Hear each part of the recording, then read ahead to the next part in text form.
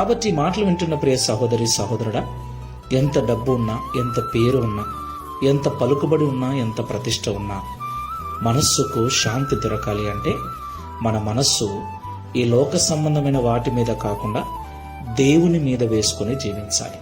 మనము దేవుణ్ణి ఆనుకోవాలి.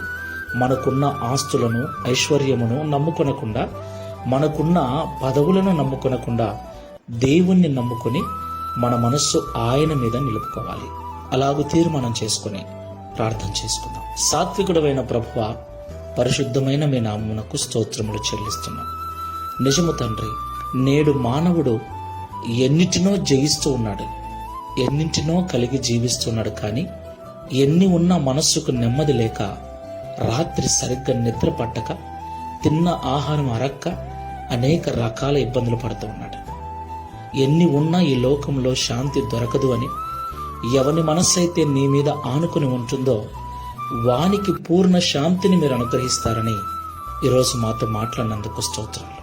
ప్రియ తండ్రి, ఈ ప్రార్థనలో ఏకీభవిస్తున్న వారు డబ్బు ఉంటే, పదవి ఉంటే, ఉద్యోగం ఉంటే, పేరు ప్రతిష్టలు ఉంటే, శాంతముగా నెమ్మదిగా జీవిస్తానని అనుకుని పొరపడుతూ ఉంటే, ఈ మాటల ద్వారా వారి హృదయాలు మార్చబడి ఎన్ని ఉన్నా వారి మనస్సు నీ మీద వేసుకొని నిన్ను ఆనుకొని జీవించే కృపను అనుగ్రహించమని, తద్వారా ఈ లోకంలో జీవించినంత కాలం పూర్ణ శాంతి కలవారముగా జీవించి నీ సన్నిధికి చేరుటకు సహాయం చేయమని, తద్వారా ఈ దిన వాగ్దానమును మా అందరి జీవితంలో నెరవేర్చి మీ నామమును మహిమపరచుకున్నాము.